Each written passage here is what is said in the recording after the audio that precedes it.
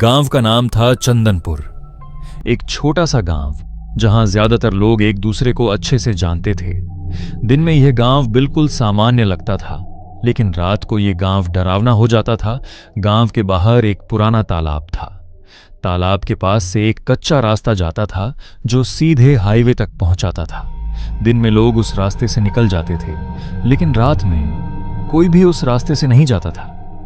गांव के बुजुर्ग कहते थे, रात के बाद तालाब जाग जाता है। कोई ज्यादा सवाल नहीं करता था, क्योंकि गांव में एक बात सब जानते थे, जो ज्यादा पूछता है वही पहले गायब होता है। मोहन, उम्र करीब 22 साल, शहर में काम करता था और हफ्ते में एक बार गांव आता था। उस दिन मोहन देर से निकला, बस छूट गई थी। मोबाइल की बैटरी कम थी। हाईवे से गांव तक पहुंचने के दो रास्ते थे, एक लंबा सुरक्षित रास्ता और दूसरा तालाब के पास से जाने वाला छोटा रास्ता। मोहन ने घड़ी देखी, रात के 9:40 बज रहे थे। उसने मन ही मन सोचा, इतना भी क्या डरना, मैं कोई बच्चा थोड़े ही हूं।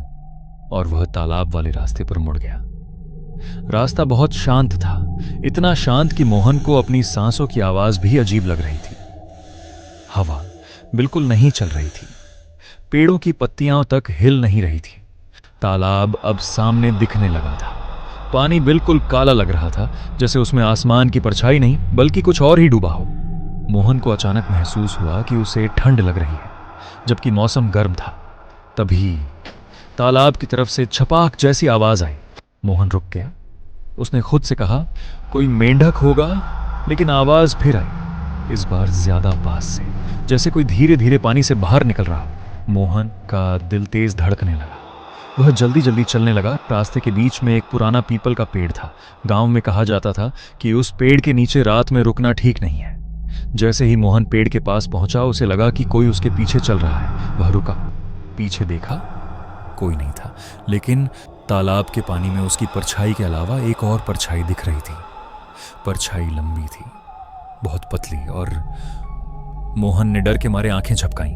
जब फिर देखा तो परछाई गायब थी। अब उसकी सांस फूलने लगी थी।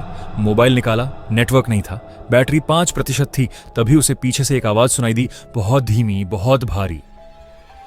मोहन। उसका नाम उसे सुनाई दिया। मोहन के पैरों से जान निकल गई, क्योंकि उस रास्ते पर उसके अलावा कोई और हो ही नहीं सकता था। उसने बिना पीछे देखे भागना शुरू कर दिया। भागते भागते वह फिसला और गिर पड़ा। जब उसने हाथ से जमीन को छुआ तो उसे महसूस हुआ कि वहां मिट्टी नहीं, कीचड़ है, तालाब का कीचड़। उसने सिर उठाया और जो उसने देखा, उसके बाद उसकी चीख भी बाहर नहीं निकली। तालाब के किनारे एक औरत खड़ी थी, सफेद साड़ी, बाल चेहरे पर गिरे हुए। लेकिन सबसे डरावनी बात यह थी, उसके पैर जमीन को छू ही नहीं रहे थे। वो औरत थोड़ी करीब आई, उसकी आंखें पूरी तरह काली थी। उसने कुछ नहीं कहा, बस तालाब की तरफ इशारा किया। मोहन को अचानक एक बात याद आई, गांव की पुरानी घटना। आज से 5 साल पहले इसी तालाब में एक औरत डूबी थी, रात के समय। उसी रास्ते से जाते हुए लोगों ने कहा था कि उसकी लाश कभी नहीं मिली। मोहन की आंखों के सामने सब धुंधला होने लगा। आखिरी चीज जो उसने सुनी, तालाब में गिरने की आवाज। सच्चाई तो ये थी, मोहन उस तालाब में डूब रहा था, जैसे कि उसे किसी ने तालाब में धक्का दिया हो और फिर उसे तालाब में से कोई अंदर खींच रहा हो। अगली सुबह गांव वाले तालाब के पास खड़े आए। पानी शांत था, जैसे कुछ हुआ ही ना हो। पुलिस ने कहा, कोई फिसल कर गिर गया होगा, लेकिन गांव के बुजुर्ग चुप थे, क्योंकि उन्हें पता था तालाब ने फिर से एक रास्ता लेने वाले को अपना बना लिया था। आज भी उस कच्चे रास्ते पर रात के समय किसी के चलने की आवाज आती है, लेकिन कोई दिखाई नहीं देता।